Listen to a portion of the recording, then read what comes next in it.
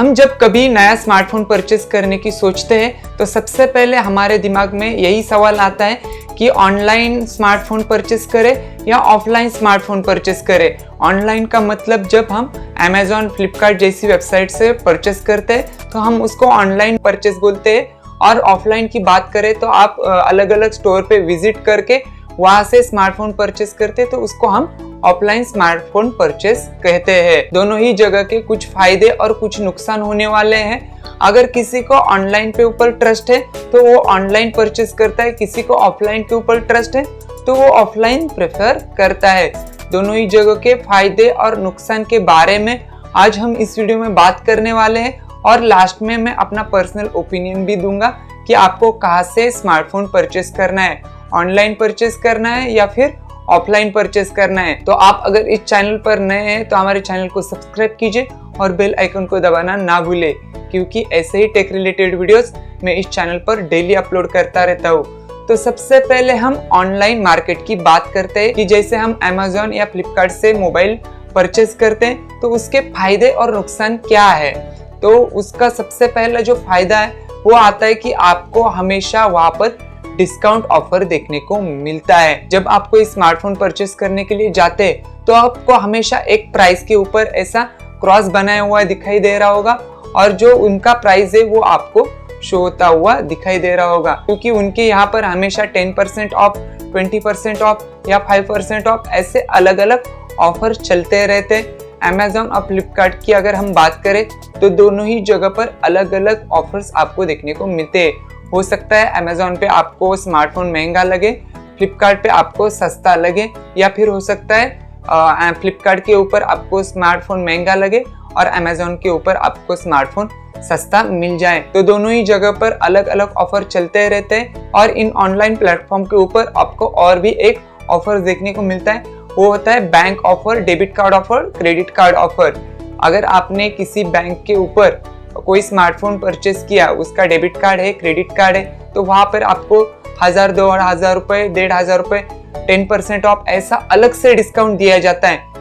Company का offer अलग रहता है, मतलब फ्लिपकार्ट का ऑफर अलग रहता है, उनका 10% अलग, और आपने डेबिट कार्ड यूज किया, क्रेडिट कार्ड यूज किया, उसका ऑफर अलग करके फिर आपको फाइनल प्राइस काफी अच्छे प्राइस के ऊपर वो स्मार्टफोन देखने को मिलता है। तो ये भी आपके लिए काफी अच्छी डील ऑनलाइन मार्केट में देखने को मिलती है। तीसरा जो फायदा है वो होता है इनके यहाँ पर एक्सचेंज ऑफर। अगर आपके पास पुराना स्मार्टफोन है और उसको आपको एक्सचेंज करना है और फिर आपको नया स्मार्टफोन परचेस करना है तो ये भी ऑफर उनके यहाँ पर आपको देखने को मिलता है। एक्सचेंज करके debit card, credit card offer मिलाकर, और उनका जो 10%, 20%, 5% जो फ्लिपकार्ट या अमेजॉन ने ऑफर दिया है उसको मिलाकर आपको एक स्मार्टफोन है वो काफी कम कीमत में देखने को मिलता है।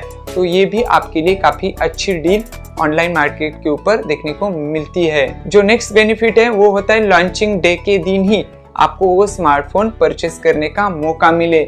मतलब कि जब अगर किसी कंपनी ने एक स्मार्टफोन लॉन्च किया है तो वो ज्यादातर केसेस में ऑनलाइन मार्केट के ऊपर ही वो लॉन्च कर देती है। मानो फ्लिपकार्ट के ऊपर कर दिया, अमेजॉन के ऊपर कर दिया, तो आपको वो तुरंत के तुरंत वो जो स्मार्टफोन है वो उसी दिन परचेस करने का मौका मिल सकता है। क्योंकि होता क्या है कि ऑनलाइन जब कोई स्मार्टफोन लॉन्च होता है तो उसको ऑफलाइन मार्केट में आने में बहुत टाइम लगता है। 2 दिन लगे, 4 दिन लगे, 5 दिन लगे, हफ्ता लगे, ऐसे 10-15 दिन निकल जाते हैं, फिर वो मार्केट में आना स्टार्ट हो जाता है। और लॉन्च होने के बाद जो स्मार्टफोन मार्केट में आता है हो सकता है वो आपको महंगा भी मिले, लेकिन जो ऑनलाइन मार्केट है वहां पर आपको जो प्राइस कंपनी ने डिसाइड किए उसी प्राइस के ऊपर वो लॉन्च होता है, और आपको सेम प्राइस के ऊपर आपको वो देखने को मिलता है। लॉन्चिंग ऑफर भी देखने को मिलता है, एक्सचेंज ऑफर देखने को मिलता है, बैंक ऑफर देखने को मिलता है। मतलब कि कई तरह के फायदे आपको ऑनलाइन मार्केट के ऊपर देखने को मिलते हैं। लेकिन इनके नुकसान भी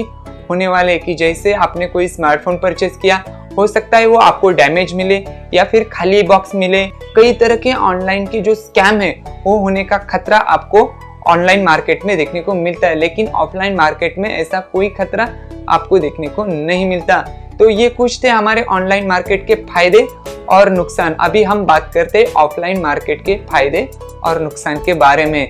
तो सबसे पहले इनका जो फायदा है वो है कि आपको अगर आप स्मार्टफोन परचेस करना चाहते हैं तो उसी टाइम आपको वो स्मार्टफोन आपके हाथ में मिल जाएगा। ऑनलाइन की बात करें तो आपको 2 दिन 3 दिन आपको स्मार्टफोन का वेट करना पड़ता है, लेकिन ऑफलाइन मार्केट का जो पहला फायदा है वो ऐसा नहीं है। वो आपको तुरंत, आपने स्मार्टफोन देखा तुरंत ही वो आपके हाथ में मिल जाएगा। आपको जो भी प्रॉब्लम है, जो भी आपको डमी पीस देखना है, वो सारी की सारी जो चीजें वो ऑफलाइन मार्केट में आपको अच्छी तरह देखने को मिलती है। वहां पर आपको डमी पीसेस भी देखने को मिलती है।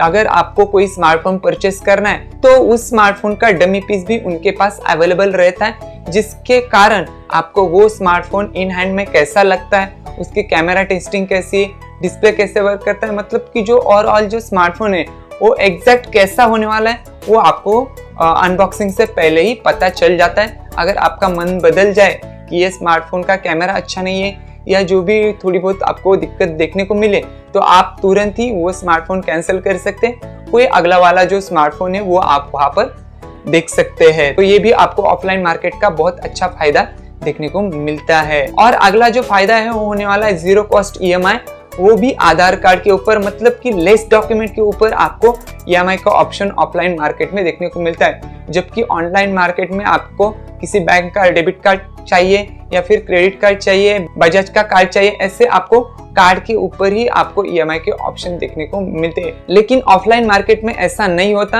आपको सिर्फ आधार कार्ड के ऊपर या फिर पैन कार्ड के ऊपर आपको EMI के ऑप्शन देखने को मिलते हैं। लेस डॉक्यूमेंट के ऊपर आपको जीरो कॉस्ट EMI के ऑप्शन यहाँ पर देखने को मिलते हैं। अगर आपके पास एक भी रुपया नहीं है तो भी आप स्मार्टफोन को परचेस कर सकते हैं। ये ऑफलाइन मार्केट का एक बहुत बड़ा फायदा देखने को मिलता है। और जैसे कि ऑनलाइन मार्केट में आपको जो एक्सचेंज ऑफर है वो देखने को मिलता है, मतलब कि पुराना हैंडसेट दो और उसका कुछ हम पैसे माइनस करेंगे, उसके बाद आपको नया हैंडसेट दिया जाता है जिसमें आपको वो जो प्राइस है वो कम की जाती है।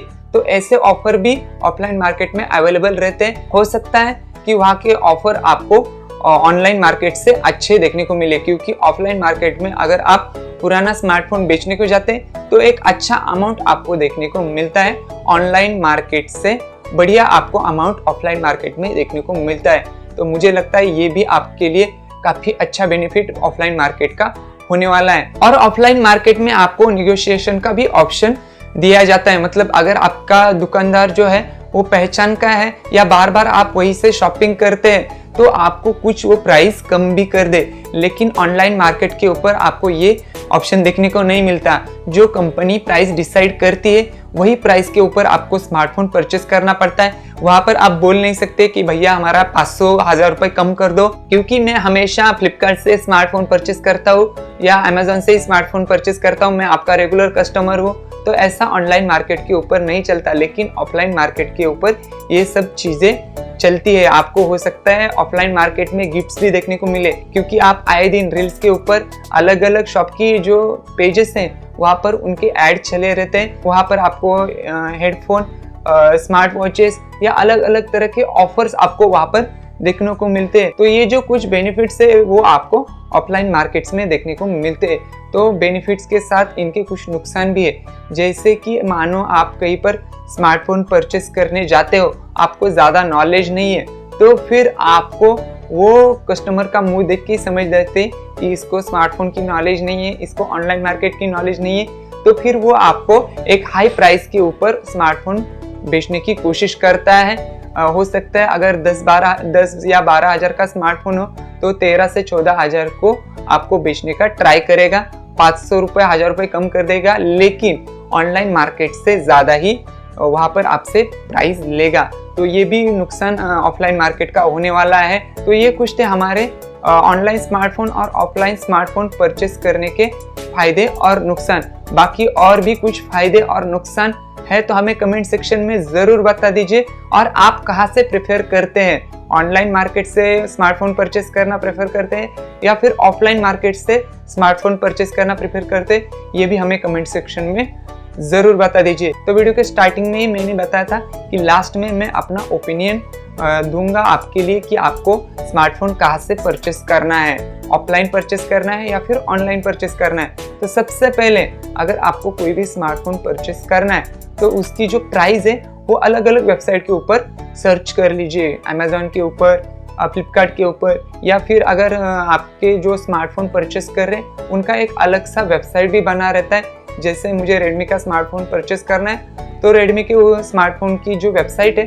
वहाँ पर मैं जाऊँगा और उनके तीनों के जो वेबसाइट है, जैसे अमेजोन हुई, फ्लिपकार्ट हुई और जो रेडमी की वेबसाइट हुई, उनका प्राइस कंपैरिजन करूँगा। मुझे लगता है कि तीनों में से एक वेबसाइट के ऊपर मुझे प्राइस कम मिल रहा है तो मैं वहाँ से परचेस करूँगा। अगर एक बार आप मार्केट होके आ जाइए, क्योंकि हो सकता है इन तीनों वेबसाइट से भी ज़्यादा डिस्काउंट आपको ऑफलाइन मार्केट में देखने को मिले।